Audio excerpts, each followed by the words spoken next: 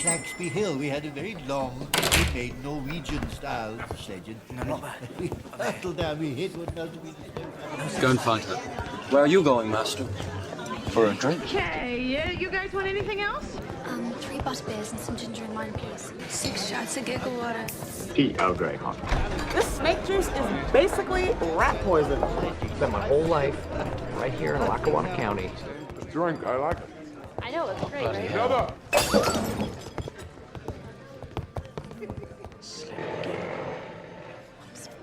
All right, guys, welcome back. This round is on me, and if you have found yourself one booth down in our digital pub of plenty, welcome. A doctor, a lawyer, a professor, and a producer, an all-around amazing friend of the show and guy. I've all walked into a bar, and Brad Bear is joining us for a second week of our Magic Month extravaganza. This time, I took the reins back, and I've got a game planned for the end of the show that I have sent them prerequisites. I've sent them instructions, but I have not told them what the game is, and I'm so excited. But before we get to that, we are going to lead out, as we always do, with the dailies. What are we going to call this? I write for the Daily Prophet. That's crap. I want the name of this flying whatchamacallit to go with the Daily Planet like bacon and eggs. Crap. Daily Bugle? That's pretty good. But it's taken. Pew pew, shum shum, Avada Kedavra, Crucio. Whoa. Perfect. No notes. No notes. All right, Cody, you came out guns and wands ablazing. What do you got? Well, last time I talked about the magic of the movies. The movies, yes. This time, this is going to be a little bit different for me, but I'm kind of digging this sort of shift in my life as things as things go. But the suspense is killing me. As I've mentioned before, several episodes back, I'm a big fan of the public broadcasting arena and the recent defunding of all of that. You're a big fan of the recent defunding? No, I mean, I'm not a fan of the big recent defunding. He just loves watching the world burn. I'm now part of the funding efforts. Yeah. I'm now part of the funding efforts now. But I think in a way, my musical taste has started to kind of take a shift in a way back home, if you will. Brad, you're an old school radio guy. You like, have you ever listened to the show Mountain Stage? Oh, yeah. Yeah. Larry Gross. For those of you guys who don't know, West Virginia Public Broadcasting is actually kills it in the NPR front. They have 2 shows, Mountain Stage and Inside Appalachia, which Mountain Stage is this 2-hour free live performance every week that just shows the best in folk, bluegrass, country. There's a band me and Michelle have been really into called Pop House. Mm-hmm. And they did a live performance on it on Mountain Stage a couple months back. And it was just absolutely phenomenal.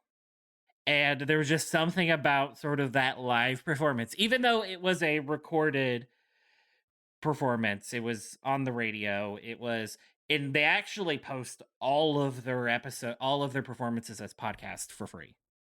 So 2.5 hours of free music, and they have over 1,056 concerts now posted on their podcasting feed.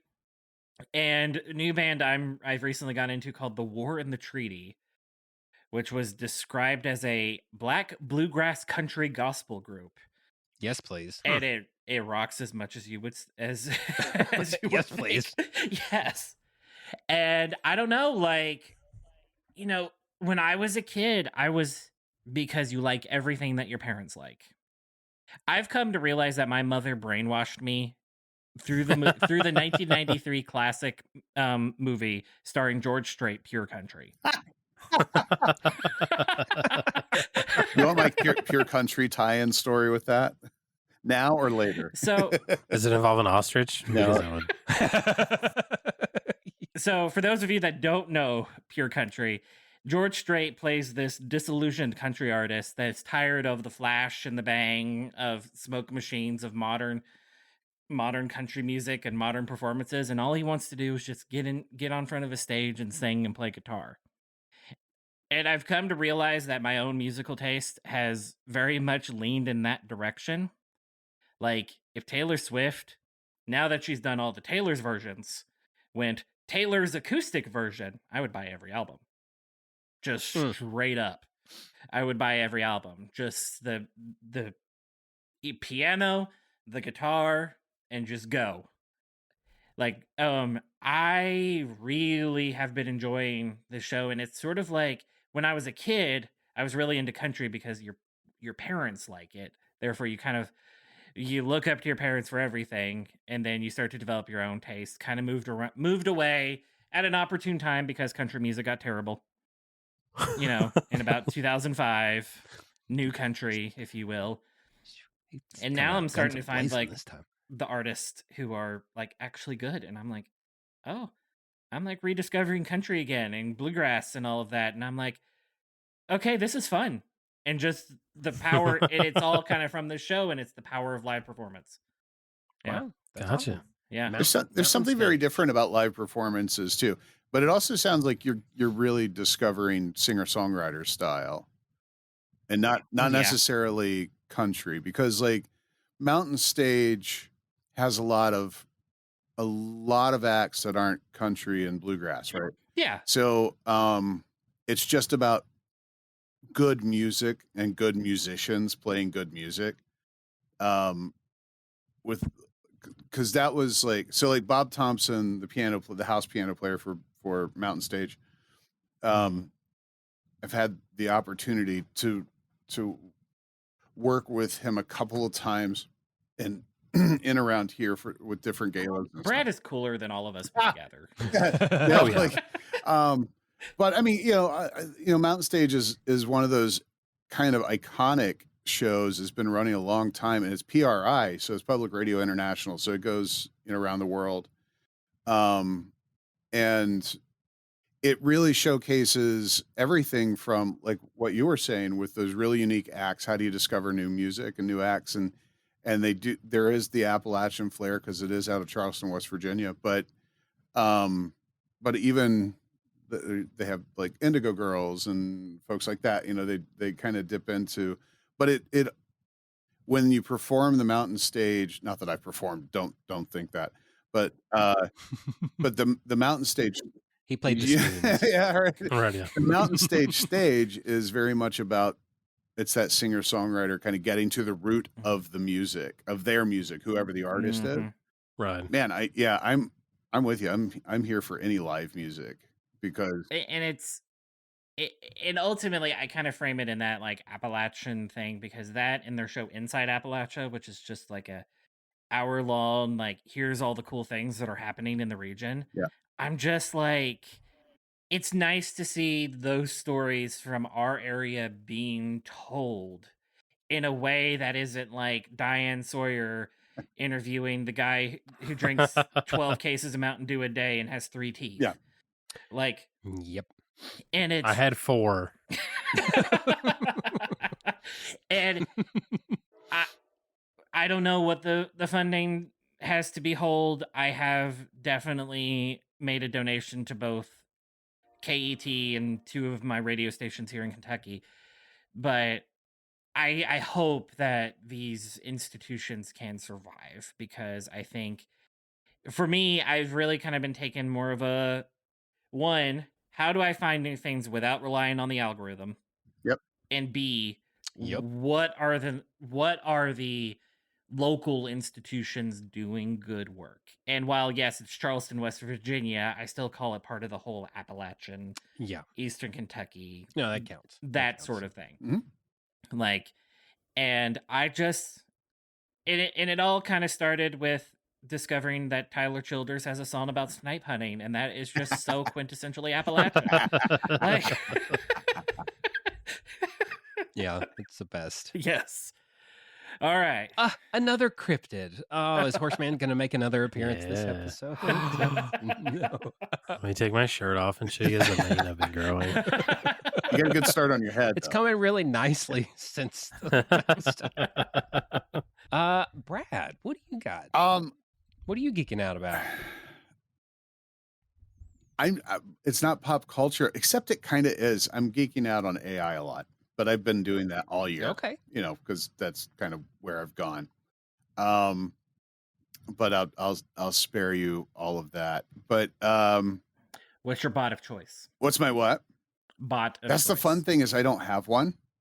I play Nice. I play with all of it. I have an insane amount.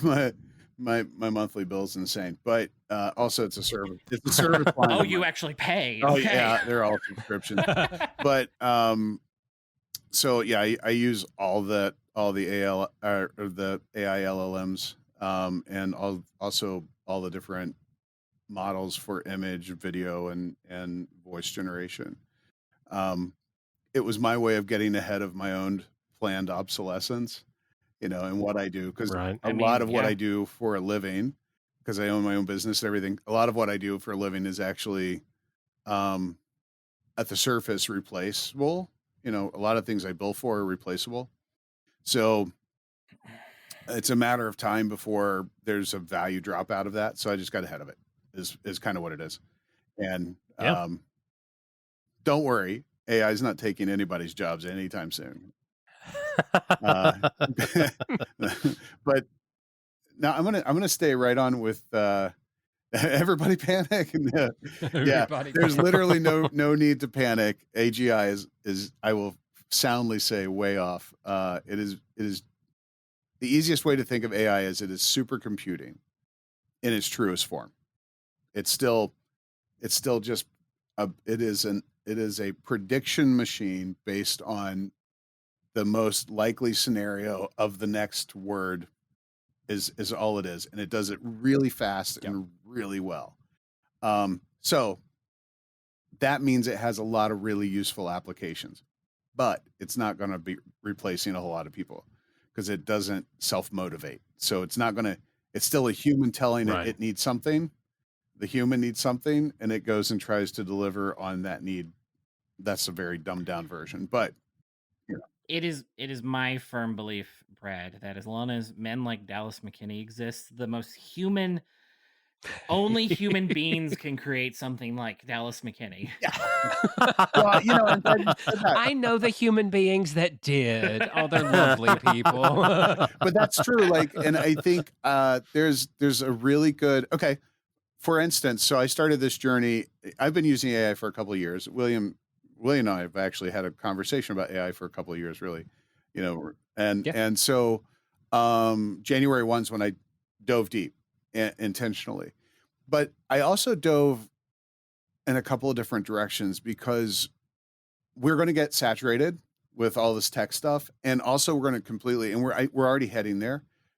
A lot of people are not going to believe what they read or see anymore because they're just going to discount it in terms of the AI slop online, right? And even stuff that's not AI slop, there's going to be a they call it the valley of despair, where well-written things are going to be, people are going to judge it as AI. Like a lot of stuff that is going to sound like flex, it's not. Some of the stuff that I write, it's actually sad. I guess I write like AI. So I'll run it through like my own human generated things that I write. I'll run through AI checkers and I'll ping out as like 90% AI written. And I'm like, no, that's me. It was me. So what's your Winter Soldier activation code for the like whole Terminator no. thing? I guess that just actually at first I was really offended. I was like, do I sound like homework? Like, do I? But so what it did was it prompted me to believe that I think this is kind of going to be the ultimate savior of us when that shift happens and people start to get burnt out of all this tech and all this, you know, AI crap. Things like this, the very human thing, the very spontaneous, crazy, creative idea that these different mashup of things come together in some weird, beautiful harmony is going to be appreciated more. I think live music is going to be appreciated more because it's going to be literally the only way that you can confirm that what you're hearing is real, like is organic. I mean, AI generated music is real because it's just music, and if it pleases you, it's like jazz. Like if it sounds good, it is good, right? But it's also not spontaneous. It's not nuanced, and we've kind of lost along the way with the prevalence of pop and all that stuff. The discernment, the curated discernment that there used to be more of. I think we're going to start to head back towards that. The younger generations actually are proving that out. Like, just ask a bunch of teenagers what they listen to. They're all going to have a different answer, and it's all going to be stuff you've never heard of. And or it's going to be stuff that's like 50 years old. Well, there's that too. But yeah, but they're seeking things out that are different. They're finding things that are different. They're finding, people online on YouTube and stuff that are they're musicians, and they're discovering all these people. It's really exciting. So to that effect, I love piano bars, like the quintessential piano bars. You go in like New York, the New York piano bar scene. Every time I'm in New York, we're in the piano bar scene. It's 9:00 on a Saturday. Yeah. Right. And so, and I love it so much to the point I wanted to bring it home, and because we don't have that here as much. And so, and around here you'll get, as a matter of fact, I was offered dueling piano tickets tonight, and I was like, I got to do this podcast thing with these guys. Yeah. So no, but that's great. Cause dueling piano is fun, but not my scene. That's more of I'll just say not my scene, but I love piano bars. So I'm like, around here, I have to explain it to people like, take dueling piano, cut it in half, and you're onto something. I was like, also make it much more fabulous, and then you're onto something. Throw in more show tunes and stuff. So anyway, I bought a 100-year-old Baldwin baby grand piano a few months ago, probably in beginning of June. I had it moved. It was played in 1925 up to probably about 1940 in the home that it was in 2 blocks away from here, an old mansion that just sold. And so they just wanted to get rid of the piano, which pianos, you move it, you get it, right? Like that kind of a deal. So this free piano, $1,200 later, is in my studio, and I had them tune it, and I was scared to death. I thought I was going to just gut it and use it as a prop, basically. Nope, tuned right up. I blew all the dust out of it. Keys that wouldn't move, I was able to blow enough dust out of it that they're actually moving. Wow. And then by the end of June, I hired a player to come down from Columbus that does piano bar scene, and then I had a piano bar night. So I'm going to start doing piano bar nights. I'm cultivating local players. So I'm finding some like music teachers in schools that they love musical theater. They're play and sing. And so I'm working with a local school to put together a piano bar night for teenagers. Like all the theater, this one's for I'm going to literally probably call it, this one's for the theater kids. And so we'll have a piano night for just theater teenagers, and it's going to literally be piano bar. So they're like mocktails, but you get your cocktails and everything delivered. The bartenders and everybody sings with, so that creating experiences and going more to the live and in person because of AI, which is ironic because I'm really having a heyday in the AI space. But it's making me appreciate all the tangible human things. So that's what I'm on. That's my character, right? Completely agree. Lois Lane's Gorilla. This is awesome. Yeah, we're in. We are totally. We got. I'll go next because it connects. We got tickets to see Tom Felton as Draco Malfoy in The Cursed Child on Broadway. And we're going my birthday weekend, which I was born the day after Valentine's Day. So Saturday is Valentine's Day. Sunday is our actual showtime. But we're going to be in New York on Valentine's Day. I have a list. Yeah. Send me piano bar list because she just said she wants to go. 3 blocks from The Cursed Child, about 3 blocks, is I have a whole. What night are you going? Do you know what the night of the week is? Saturday. It's a Saturday. Okay. I've got 3 blocks away. Dinner. Do dinner, go to the show, go back, and then piano bar out till 2, 3, 4 in the morning, whatever you want to do. Yeah. Our show is like, it's like at 1 o'clock. It's like a matinee on Sunday. Oh, it's a Sunday. So Saturday. Oh, okay. So it's Saturday night. Okay. We're going up Friday. So we will be there Friday night, all day Saturday, Valentine's Day in New York. And then we got our show on Sunday. Oh, fabulous. And we went to a jazz club on our honeymoon. And it was a trumpet. Trumpet player was leading it. And then when we went back the next time and it was piano bar. Like that's like Kristen comes alive and is completely at peace all at the same time whenever we go to something like that. Like I'm 100%. If you're in New York on Thursday, you do Thursday night, 9 o'clock, late dinner at Swing 46 on Restaurant Row. It's their house orchestra. They've been playing there, I think, 30 years. And they do a little swing lesson. The host, literally the person that checks you in at the restaurant is the host. They will teach you how to do some swing dancing. And the orchestra is there to play for you to dance. They have a crooner. It's the whole thing. Right next door is Don't Tell Mama, which is a piano bar that's been there since the early 80s. Phenomenal. 9 o'clock on. It's amazing. Yep. Oh. Yeah. Sing us a song. You're the piano man. Yeah, right. Well, I will. So for my daily, I mean, I mentioned Tom Felton. It's just going to hit on some of the things that they announced for Back to Hogwarts, which we never get to do during Magic Month because it's always July 31st. Yeah. And our last one is our commentary on September 1st. But what do you think about Warwick Davis coming back as Professor Flitwick in the TV show? Oh, I think it's great because any elements that can carry over. But the other thing is Warwick is a great actor anyway. But he's also a great actor that can play that really unique little person part, right? And he always has been ever since he was a kid and did the Ewok in Star Wars. So no, it's great on so many levels because the other thing that I think is excellent about it is it's going to teach a whole new audience of people. If you think about it this way, a whole new younger audience is going to be introduced not only to Potter, they're going to be introduced to the actors and stuff. Of course, the kids are all new. They're kids. But you're going to hit all these actors and their bodies of work they're connected to. So if you think about it, you're going to start to tie back to the 80s pretty heavily. So these kids are going to be like hitting these retro, like what was Flitwick in? Oh, well, then you go back. Yeah, exactly. Right. Yeah. So you're going to go back to Willow. You're going to reference, and so you have all of those great movie moments. John Lithgow, right? Like you're going to go back.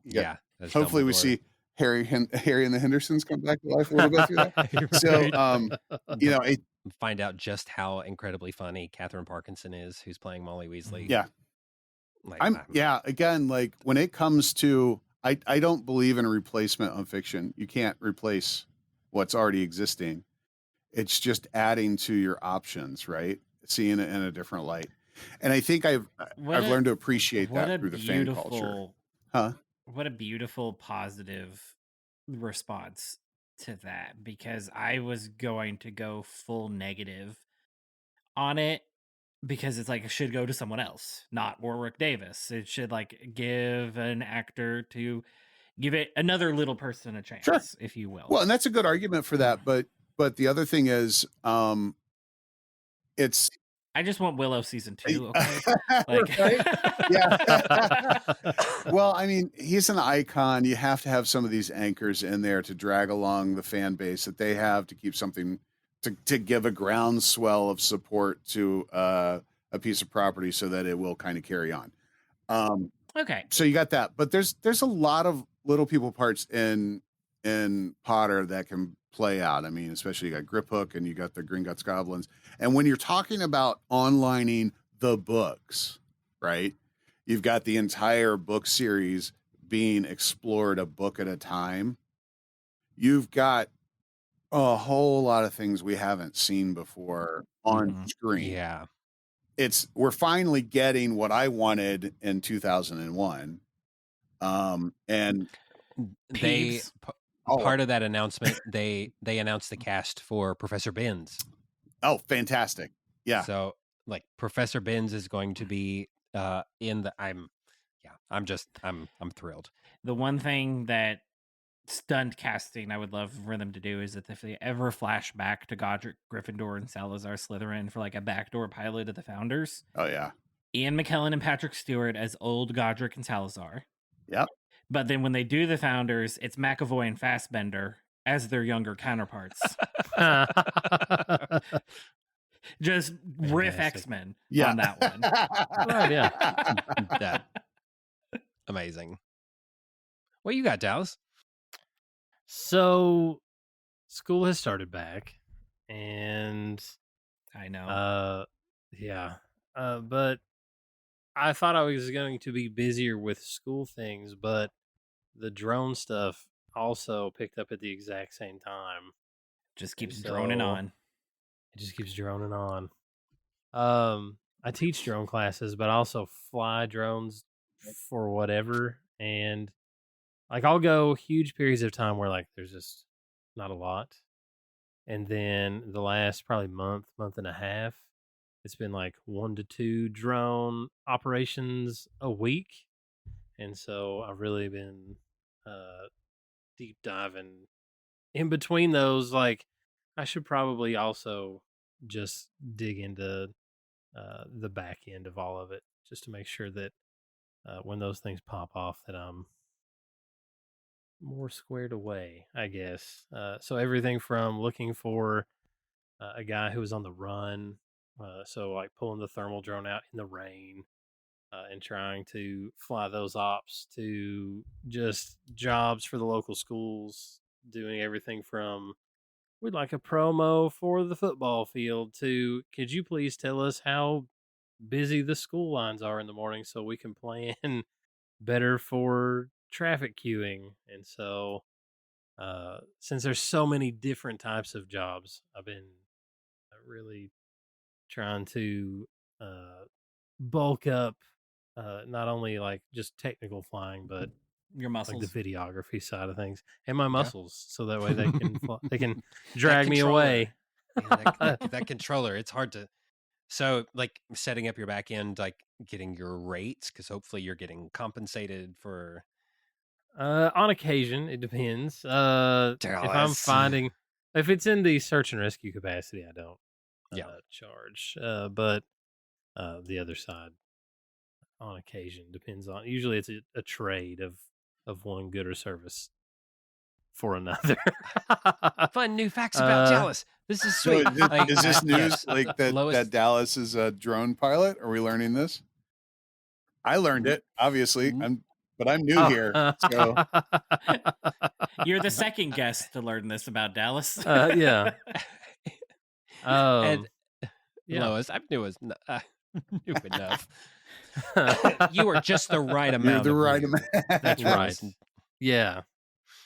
But yeah, no, it's been fun. I've been flying different drones for the different operations. So also, like their capabilities. Like this was the first time I was comfortable enough or brave enough to fly one of them in the rain.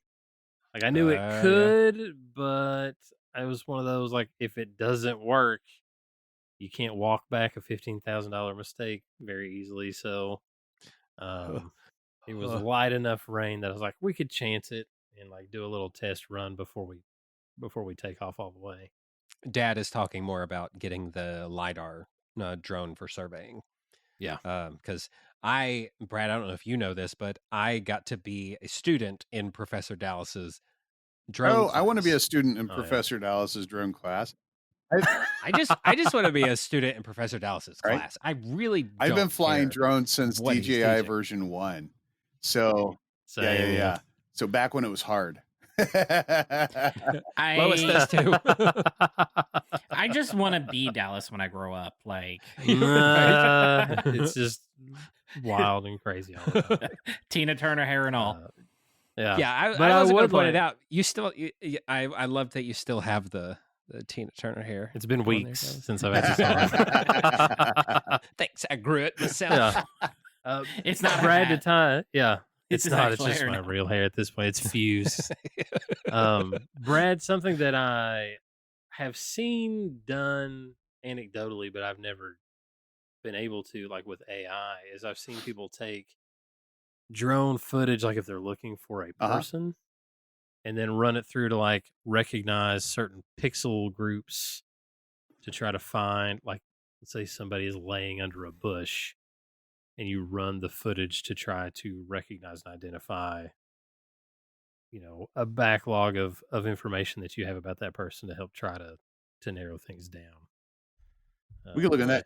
More software side that I have never done. I mean, because what you're doing then is looking at what's called OCR, so it's the optical recognition. So, but I would think you're talking about like the flow of traffic at a school, right? For like the morning traffic line, like you could use AI and theoretically we could build an agent and a workflow to use OCR to identify traffic patterns and timing and all that. Right, yeah. That would be fun. That'd be pretty cool. Yeah. Yeah. There's some studies going on right now about using the image processing capabilities and the diffusion models to identify like a breast cancer on a mammogram before a radiologist would have been able to pick it up just by the images of its progression of a normal mammogram. And hey, a tumor appeared here, and being able to discern way before the human eye can. Like that's I have a friend that works in a startup, medical tech startup that's exactly what they're developing. They're developing the OCR tech for reading all the scans, MRIs, and all that stuff. And as of right now, we have AI in our medical record, and it is document labeling. Yep. It's a start. Well, so the reason that is because there's a lot of safety issues that data safety issues are one, and two, reliability. But Microsoft's is really hopeful. In the past few weeks, Microsoft announced their medical research model or medical model. I don't know what you call it. And so far, it's finding that it's 85% accurate in diagnosis. So, and it's beating doctors out at 1 to 4. So the great thing about that is if you add that, again, not replacing people, we're giving people these tools so doctors will be able to get to diagnosis faster and with a higher accuracy, and you kind of have a second opinion built in, right? So it's like, it's going to make us get to a result quicker, which, as you know, William, in medicine, getting to a result quicker means a lot less stress on the patient and a lot higher likelihood of success and treatment or therapy or whatever. Yeah. Well, we see that through all of medicine. I'll say this, and we'll get on to the game here, but a Brentwood EKG, like, it will spit out a diagnosis of the waveform pattern, and they tell you, like, yes, this was computer generated to analyze the waveforms. Read it with your own eyes. And there have been several instances where the machine told me the patient was having a heart attack. The patient was not having a heart attack. Right. And if I hadn't been able to read an EKG strip on my own, I would have cost the patient like a ambulance trip to the emergency room, because if they are not stable, like cardiovascular stability, if they are not, they have to go by advanced ACLS transport and an emergency room stay and all of this workup, being able to discern that because the machine just spit out the answer. It's not always the case, but anyway, I will. Well, I hope I'll leave it at this. The only thing I can really add to this conversation, because not the doctor and not a drone guy at all, is it a travesty that Microsoft came out of the gate with an AI and did not name it Clippy. Justice for Clippy. There's a lot of jokes in that one, though. We've been here for you, Cody, for a long time this year. And Lois Lane's Gorilla says, I say this regularly. So the chat is on your side there, Cody. Well, guys, we're going to cut to a break. I've got a game planned. I hope it goes well. I need the affirmation. You better love it. When we come back, I've got a game planned. I don't want to say anymore. Okay, we'll be right back. gonna go as fast as I can so I don't miss anything. Excuse me, may I go to the bathroom first? I gotta go to work. We'll return after these messages.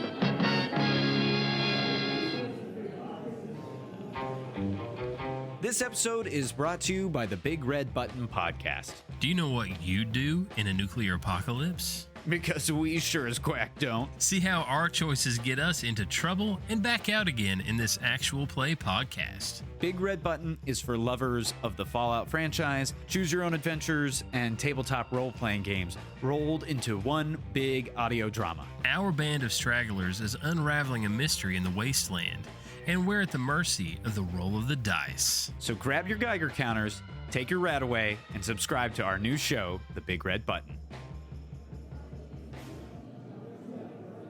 Oh, shoot, did I miss the halftime show? Gosh dang it, who'd they have?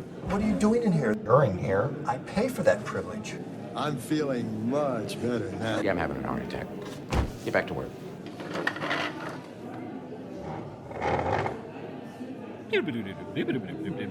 My leg! Ah! All right, guys. All right, guys. We are back.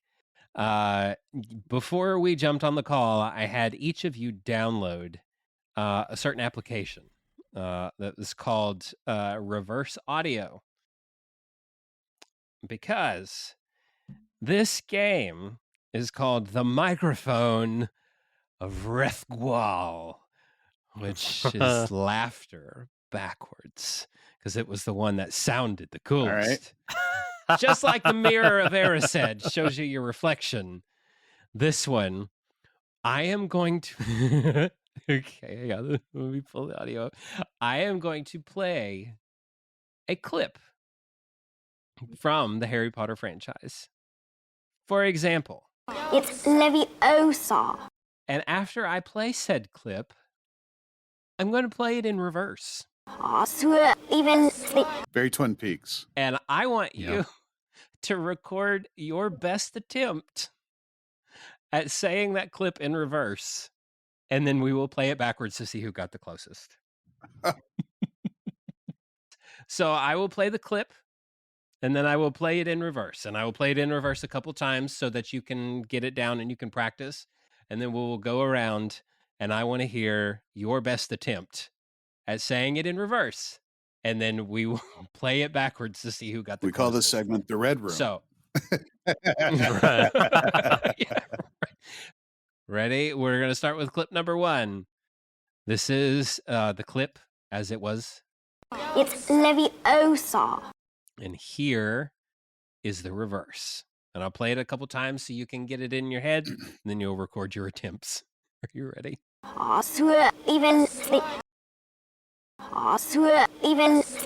do it one more time.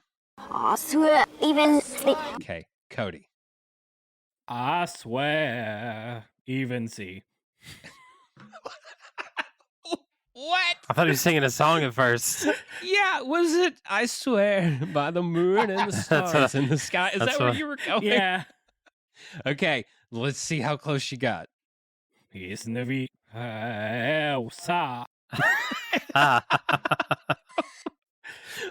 Okay. All right, Dallas. Here, I'll play it for you again. Yeah, do it again. They say I swear. You hear that, right? Like, it sounds like an incantation. You ready? Well, ready. I swear even see. Ready? Yep. His Leviosa. Oh, that was really good. Whoa. That was really good. This is my best Dumbledore Gandalf. His Leviosa. All right, Brad, I'll play it for you again. Swear even speak. It's Leviosa. What? Brilliant. He nailed it. Brilliant. Okay, that round goes to Brad. Hands down. Oh no, Brad, do you live in the Tenet universe? Did you used to play records backwards on a regular basis? No. I had some friends that really, really, really liked Twin Peaks. Oh, gotcha. I gotcha. Okay. Here is clip number 2. Where have you been? And this is Molly Weasley's reprimand in reverse. Oh, boy. That's awful. We'll play it a couple times. Dallas, you're going first this time, so buckle up. I got you. I'm locking in. One more time. I fell off of that one halfway through. Can you do it one more time? You sure? I don't even remember. Do you want to do it again? One more time. Okay, hold it up there. Get ready. I'm ready. I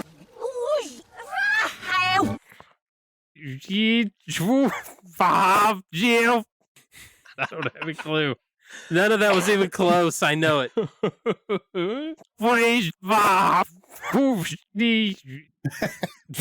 That was so bad. That was so bad. That was terrible. Brad. Oh, okay. Yep. Ready? Neve Bush Bahile. Where have you been? That was so good. Good at this. Where have you been? That was great. All right, Cody, that's what you have to beat. Here, I'll play it again for you. Do you want it again? Yeah. Okay. So I made a cheat sheet where I wrote out "Where have you been?" backwards. What? I didn't know we could cheat. I would have cheated a long time ago. Nieb of Shop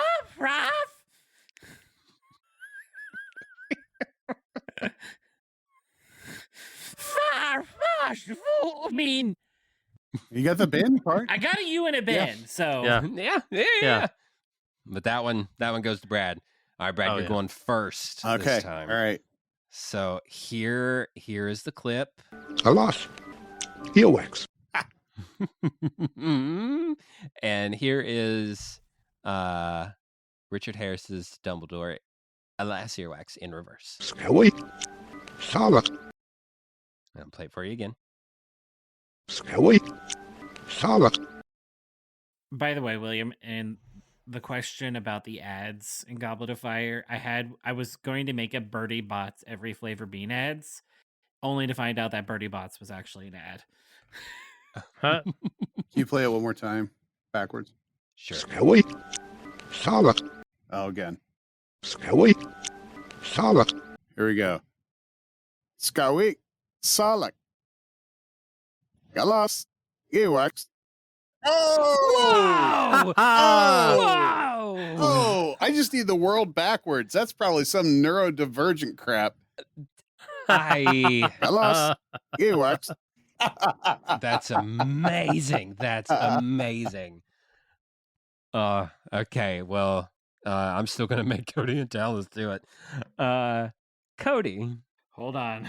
Scary. Solid. Okay. Ready? I have to write it out and be phonetic about it. It's Okay. Great. Bunch of cheaters. Jawi Sala. Halas. He was. The ear watch. I like that. Yeah. Got close. Okay, Dallas. Let's play one more time. Scary. Solid. Shall we? Sala. Are you ready? Yeah. Alas, earwax. Wow. Oh, What? oh, it was sultry. Alas. Earwax. Earwax. You got- Sassy Dumbledore. Did I win? You won that one. Yeah. Okay, hold on. I cheated. Here, this is the real one. Alas. Ewash. Since everybody else was cheating while you guys were all pretending, I muted my mic and just recorded myself saying it forwards. I was wondering why it was so perfect. Yeah. I'm deducting a point. Hey, And I told on myself it was for the bit. Everything is for the bit. You know That's this, right. Yeah. Yeah, I was like, you know what? There's no way I'll beat Brad unless I outright cheat and just record it regular. I love this. And you guys never caught me. I turned my mic off and I just went, alas, earwax. And then found the recording. From the comments, we got Kim saying Dallas gets a howler now. Yeah. Yes. Thank you, Kim. Oh, gosh. Okay. It's way easier than I thought. I should have never said anything. William, take this bit right out of the edit. At the end of the episode, do a howler. Like, you do a full-on howler at the end of the episode. Do your best, the audio Molly clips Weasley. and everything. Dallas is an inventor. Yes.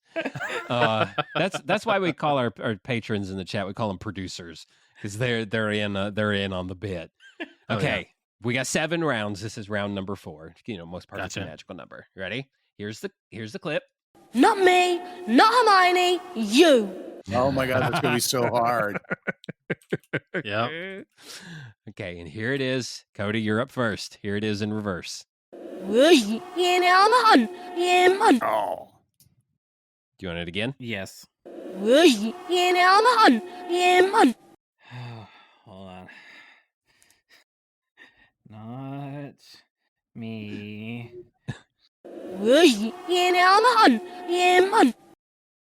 Getting some little like Jamaican yeah-mans at the Yeah. end. I'm just going to say that a lot of times. One more time. Okay. Hang on, I'm going to get back to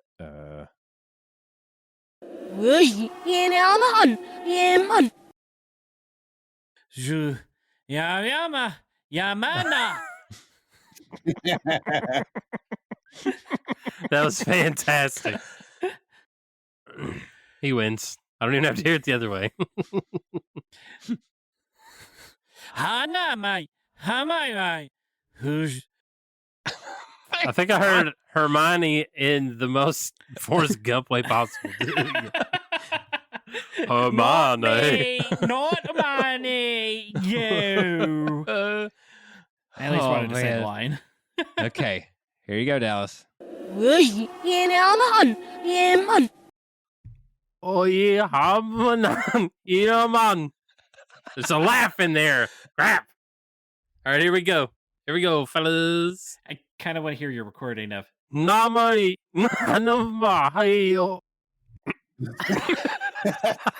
just sounds like I'm doing You're like a shaman. karate moves when I was 7. Yeah.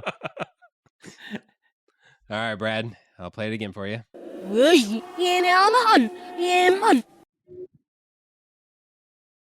Ooh yeah, yeah, namahan, yeah man, Yeah, man. Great. name, nahaman, ayu. Whoa. With the British accent, that's crazy. Just say. Name, nahaman, ayu. Gosh, I sound like a smoker. Oh my gosh! Yes, Brad wins on that one on Riz alone. That was amazing. I think I found a new talent. Thank you. This is incredible. Okay, round number 5. I made Cody start first. So, Dallas, you're leading this one out. Okay. All right. Ready? Did you put your name in the Goblet of Fire? Whoa, hold on. I don't even know how he said that forwards. This is Dumbledore saying calmly, "Did you put your name in the Goblet of Fire?" Here, I'll play the first one again for you. Did you put your name in the Goblet of Fire? And here is it in reverse. I feel like he sounded like an angry chipmunk. It's very alcoholic. One more time, and I'm just going to full send it. Ready? Okay. Oh, here we go. Here we go. Hey, that was pretty That was close. good. Okay, here you go, Brad. Gotta go again. Okay. Again. Sounds like Demon Donald Duck. Also, I thought you played it forward the first time. I go one more time. Okay. Kalfa Maxamina. That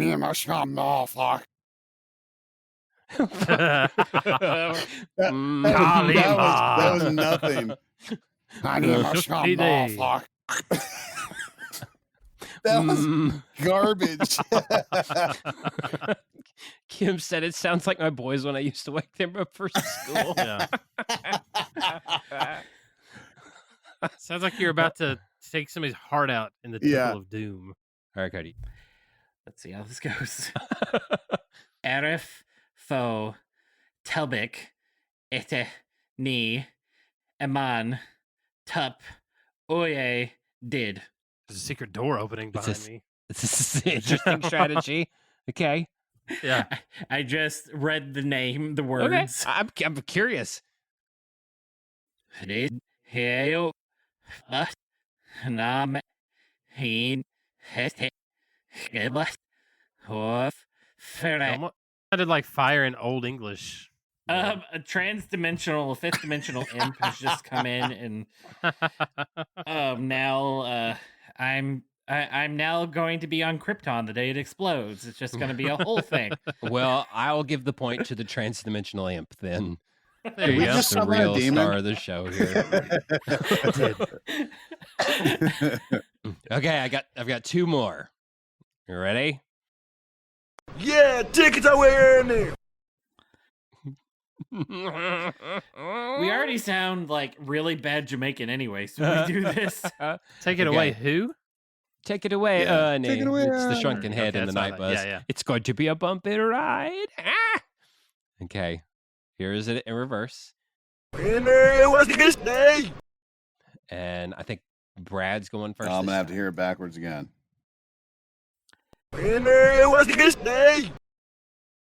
Again. All right. One more time. Hey, man, what's against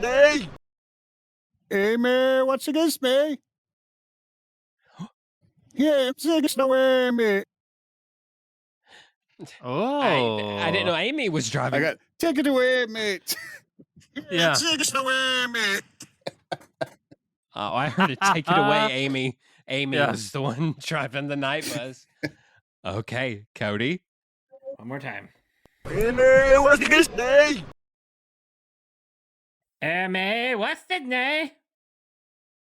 Yeah, that's how Amy. Oh, there's no way, Amy. And Dallas. What's against me? Anyway, let's get this way. Yeah, see it next time. Not even close. I had to look at it. I was like, did I just push the play button again? Wow, not even close. That one goes.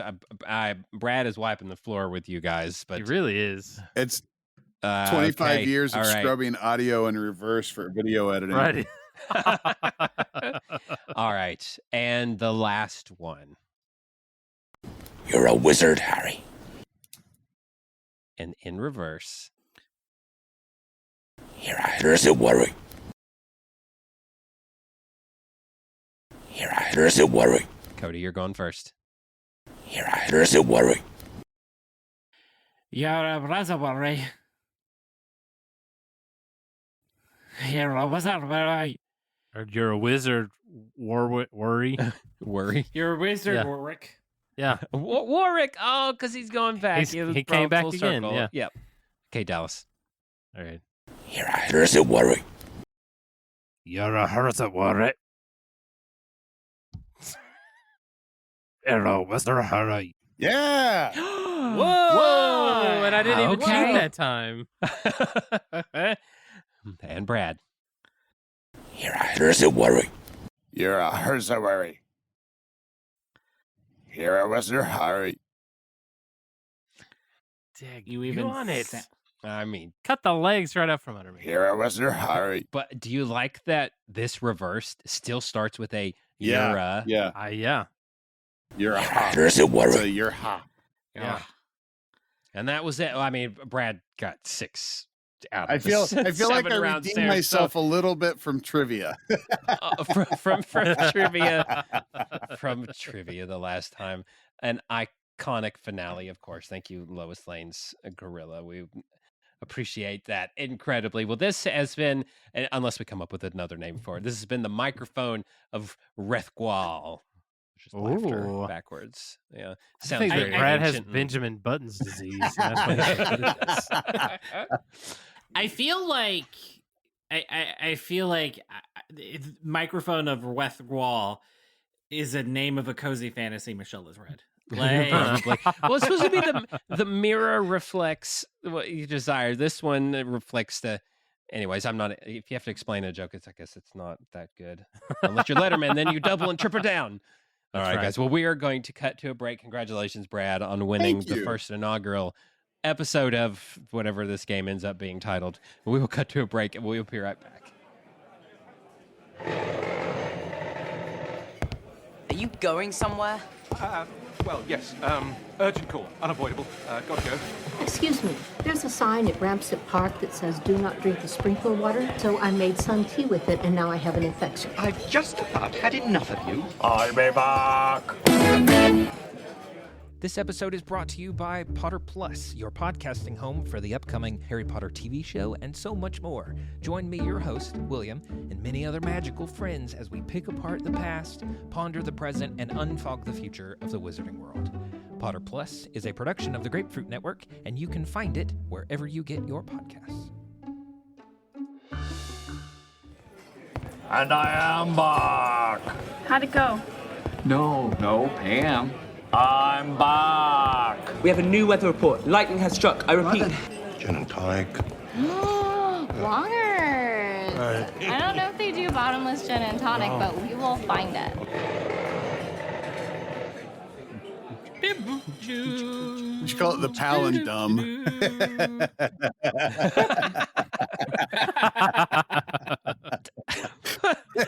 And we're back. And during the break, Brad named it. Wow, he named it the palindum, and that is what it will forever be known as. Okay, so we're going to end out tonight with a table topic. This is submitted by our illustrious chat, of course. If you want to join the chat, Patreon link is down in the description box below. On this pod's subject matter, which of the TriWizard tournament tasks would be the hardest to complete if you were wearing noise-canceling headphones, and why? Yes. Yeah. Are they waterproof? Like one of them is completely underwater. So yeah, I mean, yeah. Okay, I mean, we'll assume that they're waterproof, that they're functioning. Oh gosh, because you wouldn't be able to hold on hear whenever the mermaid as we song all to swim toward it. know that Hogwarts is filled with too much magic that Muggle technology cannot work. So this is So have any of you guys read Hogwarts history?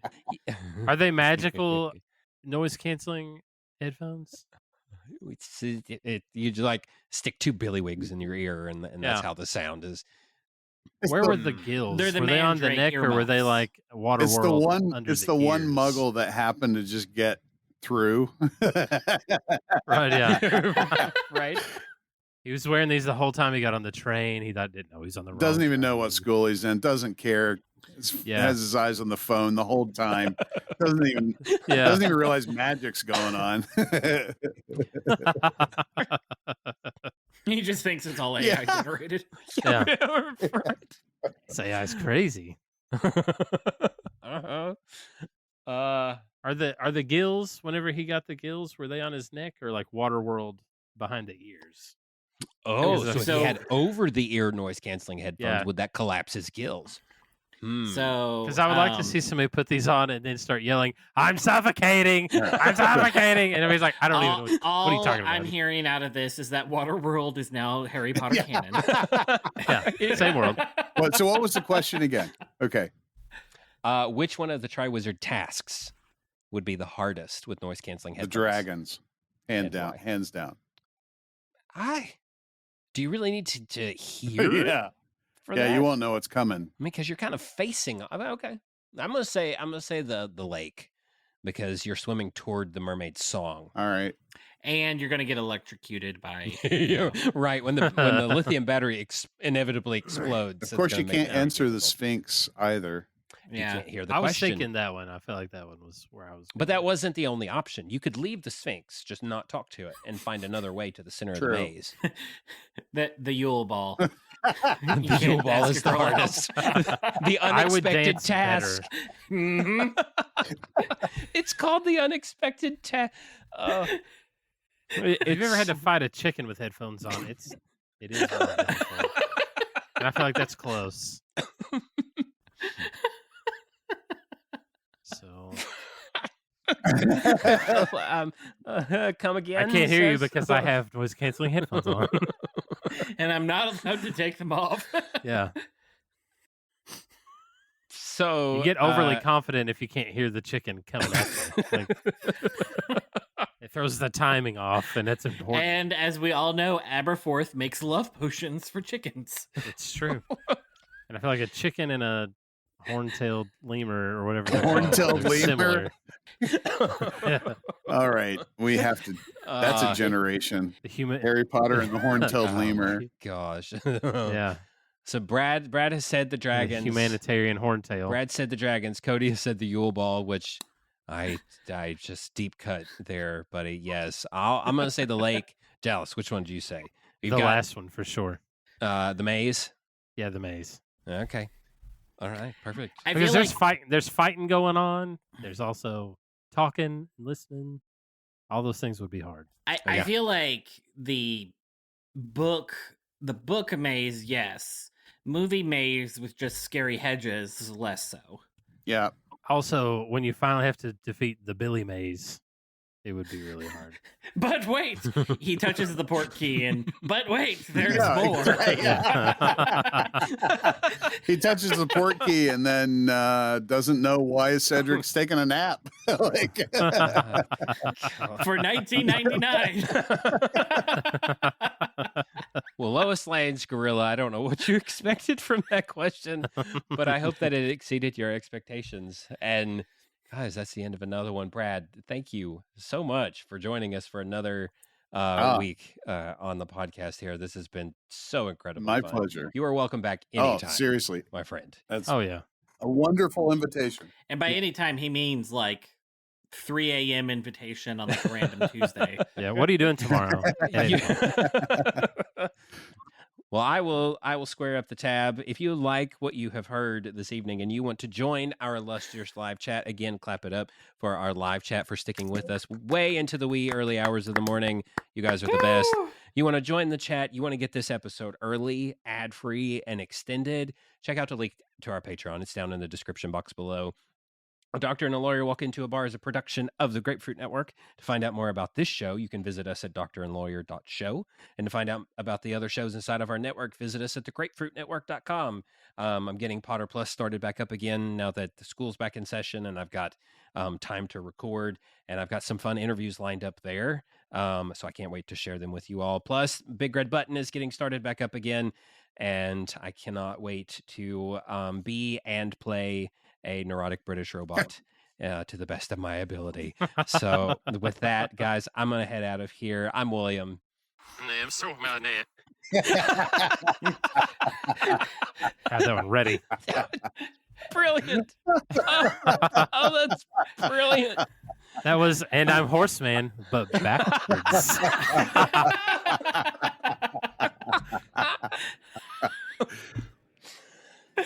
I'm Brad. Sorry, I threw everybody off again. I'm sorry. I'm Cody. We'll see you guys next time. Bye. Bye. Bye.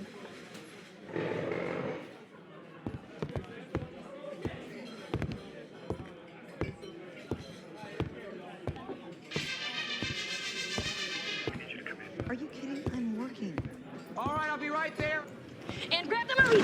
Go, go, go, go. Come on.